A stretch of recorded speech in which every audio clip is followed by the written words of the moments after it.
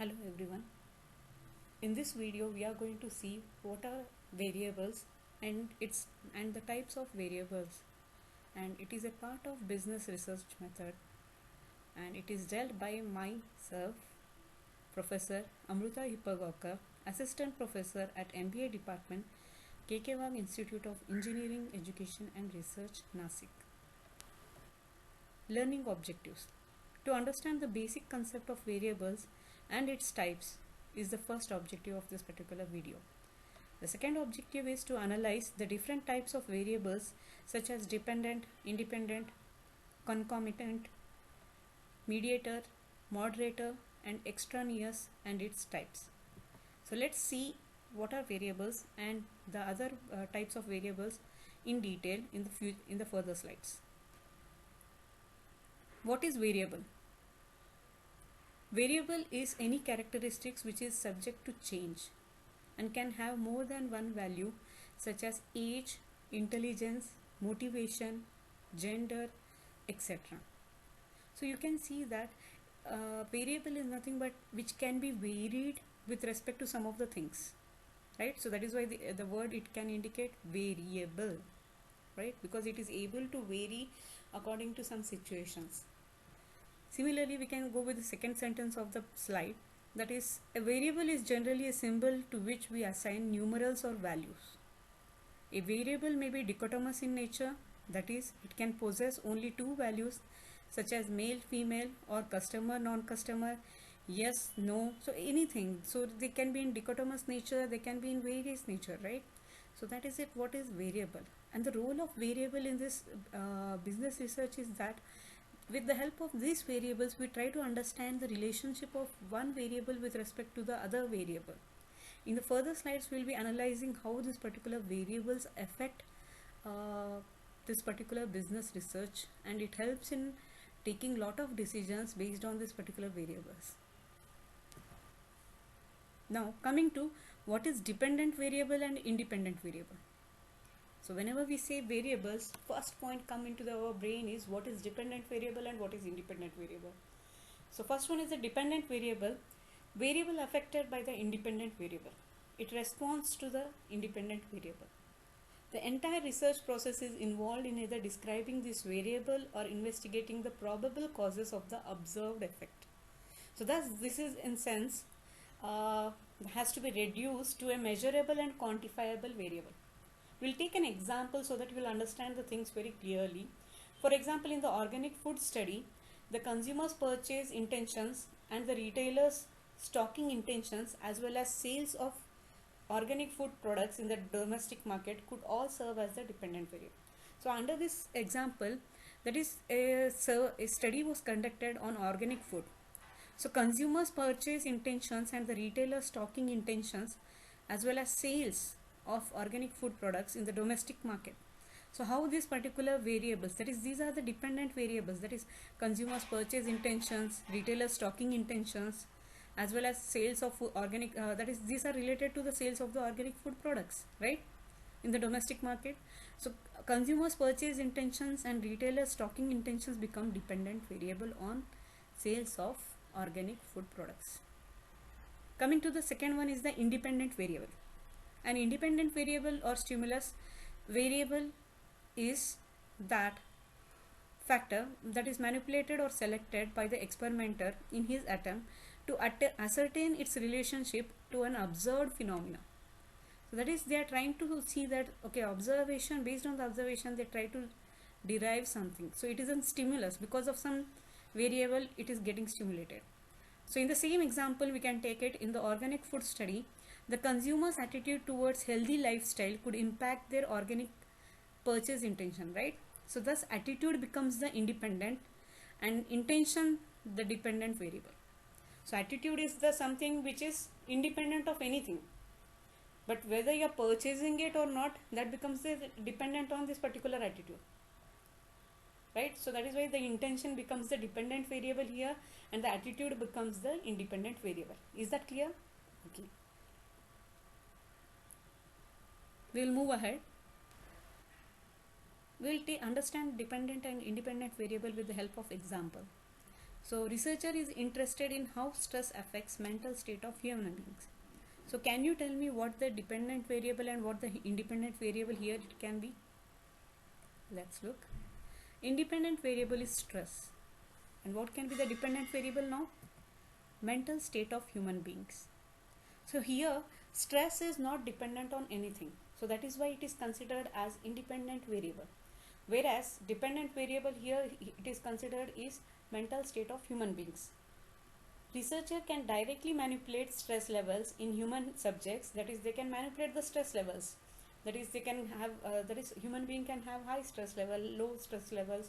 So based on that, what the mental state of human being can be, so that they can analyze with the help of this. So can you imagine now how the stress, high stress level and low stress level can affect the dependent variable, that is mental state of human being. So the relationship they are trying to find out by varying. So that is why it is named as variable, like varying the stress. They are trying to find out the relation, how it impacts on the dependent variable. We'll take one more example to get the clarity. That is, promotion affects employees' motivation.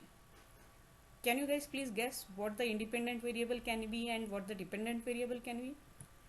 So the independent variable is promotion here, and dependent variable is employees' motivation. That is, based on the promotion, you would like to know whether employees get motivated or not. Actually, it is a fact that employees get motivated with promotions, but some of the factors are there where they don't get motivated. So that's the question of the researchers, but they try to evaluate based on this dependent and independent variable. They try to analyze the things. So this tries to guide, that is, their researchers are trying to make it very simpler so that they can analyze the so many variables are there in the universe which affect many of the state of the findings, right? So with the help of this types of variables, they try to analyze where the particular variable fits exactly. Yeah. Okay. Coming to our next, concomitant variable. It is a variable that is observed in a statistical experiment, but it is not specifically measured or utilized in the analysis of the data. It is sometimes necessary to correct for concomitant variables in order to prevent distortion of the results of experiments or research. It is also called as an incidental, secondary or subordinate variable. Concomitant variables are those variables that is which occurs naturally, but they distort our results. So that is why it has been mentioned that these variables need to be removed if they are not giving us the right results. We'll take an example where you can get the clarity on this. For example, a study which compares the salaries of male versus female college graduates. So college graduates, there are male and female students. So comparing the salaries of them. So the variables being studied are gender and salary, right? And the primary survey questions are related to these two main topics.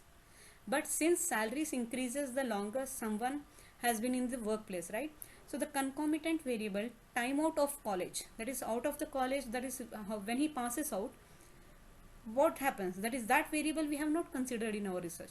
So this particular variable, that is the concomitant variable, is time out of college, has the potential to skew our data if it is not accounted for. If this variable is observed, recorded for and accounted for in the final results, conclusions will be more valid. Typically, this is done by noting the concomitant variable, that is age, in the initial data gathering, and then running a regression to equalize all of the data points to the same number of years out of college. So similarly, we can take more examples of such types. Even to give more clarity, I'll take one more example, that is in a study comparing the effects of soil composition on the growth of tomatoes over 20 different locations countrywide. So we are trying to take 20 different locations countrywide and we are trying to find out the effects of soil composition on the growth of tomatoes. Here the two variables considered are soil composition and 20 different locations which are required for the growth of the tomatoes, right?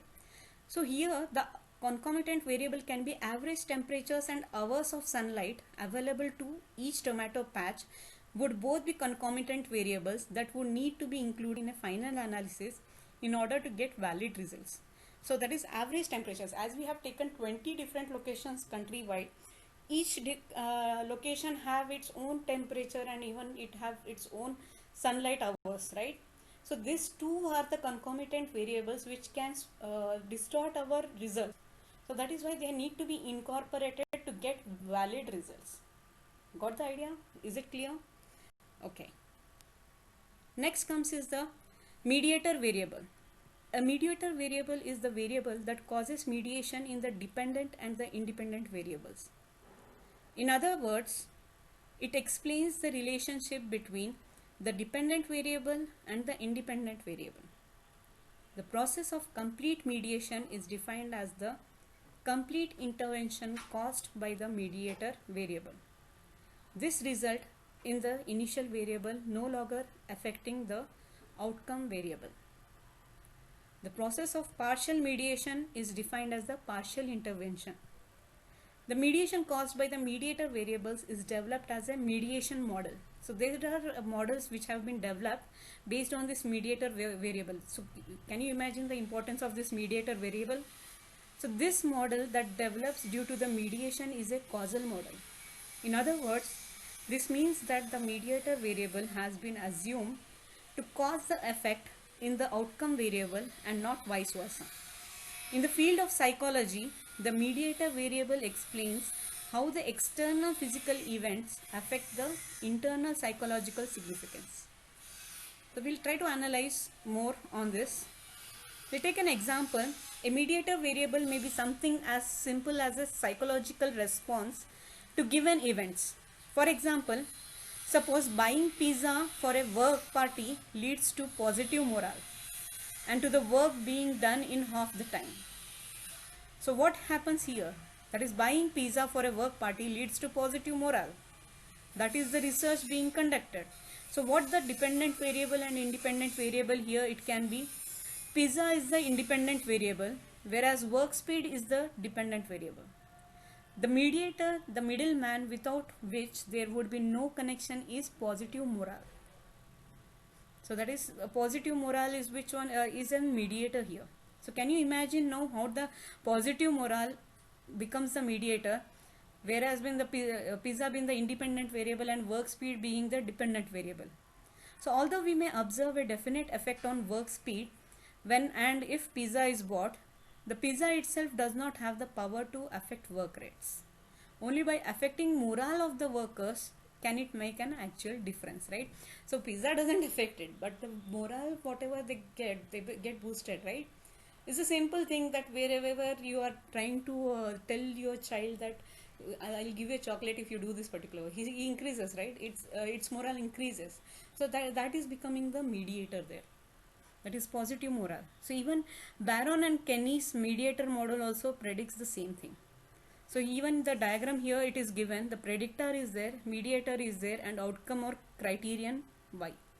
So predictor is, that is like we are trying to see that what are the things we can try to give. That is, they are here in the same example. If you consider, mediator has been the positive morale, and with the help of the pizza they thought that work speed is the dependent variable and that can be increased and positive morale, and that is why the outcome have been seen. That is, they got really motivated. Oh, we got a pizza, we have to, I'm so happy that I got something, the company has given me something, so I'm happy, let's go and do our work more positively.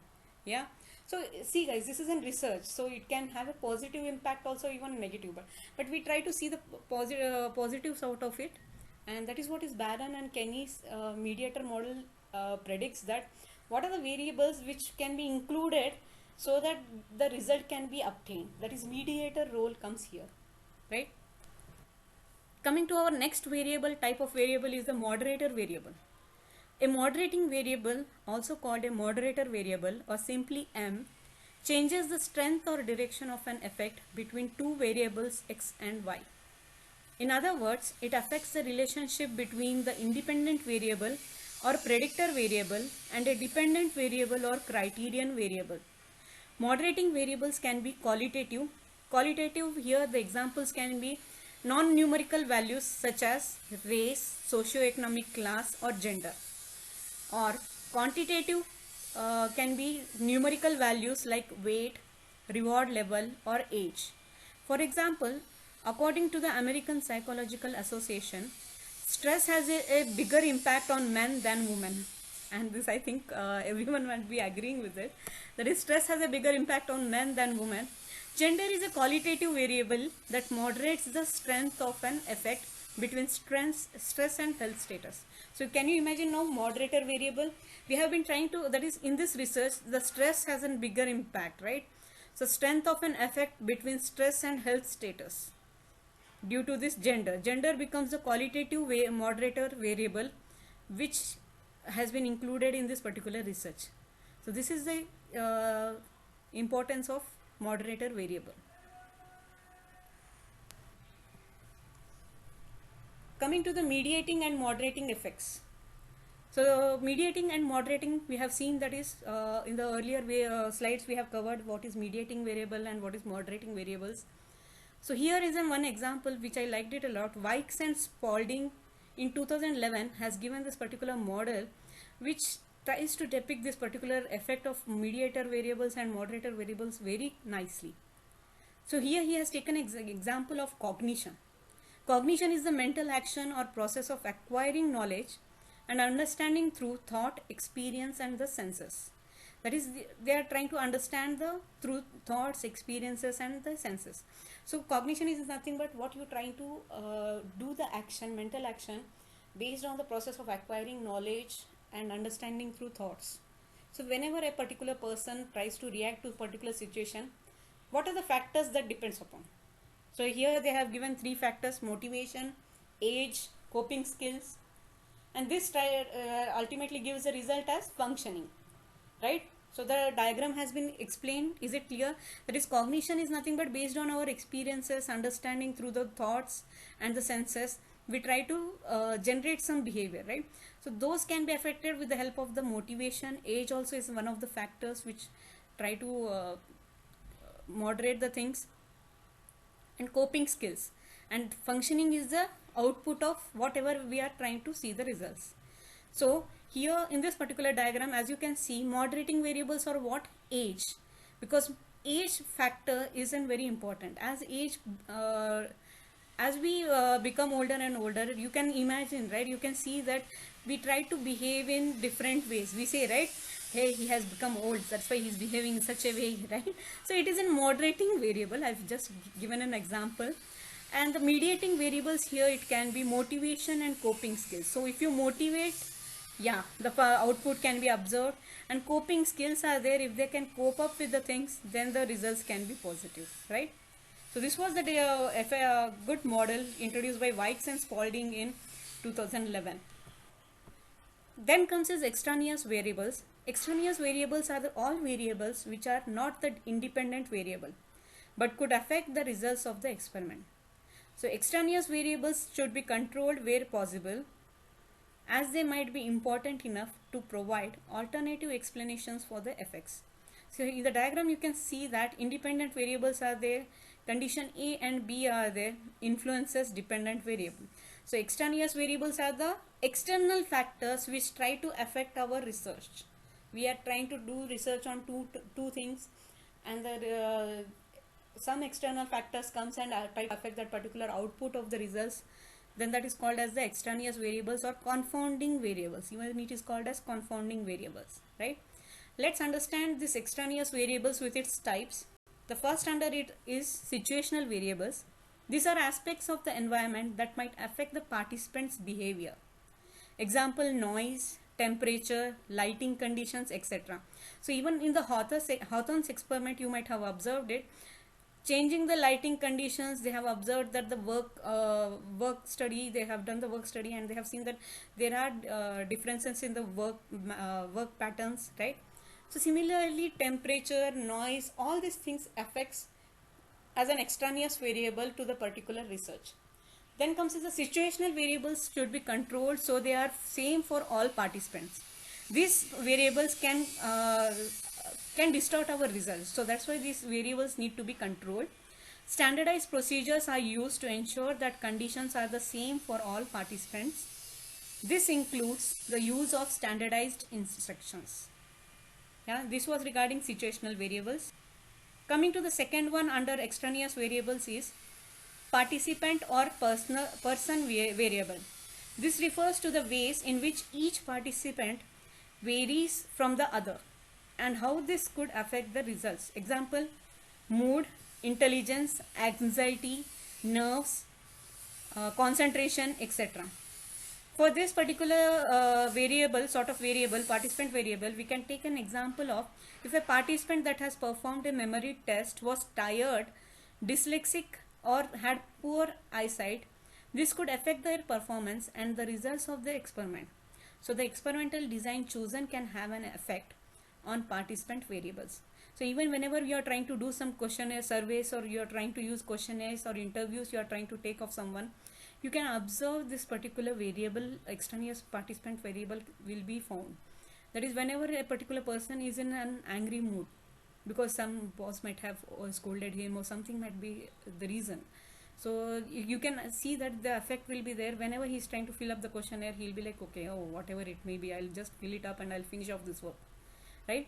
So there is the result, that is, this affects the results output of the research. So that is why this need to be controlled. And to control this, you need to see that the participants have to be in the state of not even they should be like, oh, very happy, but yeah, they should try to contribute. So that is why it is said in the research that from participants you have to take the results who are so maximize the participants to reduce these errors, right? This can be a solution for this particular extraneous variables. Coming to the third type of extraneous variable is experimenter or investigator effects. The experimenter unconsciously conveys to participants how they should behave. This is called experimenter bias. The experiment might do this by giving unintentional clues to the participants about what the experiment is about and how they expect to behave, how they expect them to behave. This affects the participants' behavior. So the experimenter is often totally unaware of the influence which he or she is exerting, and the cues may be very subtle, but they may have an influence nevertheless, right?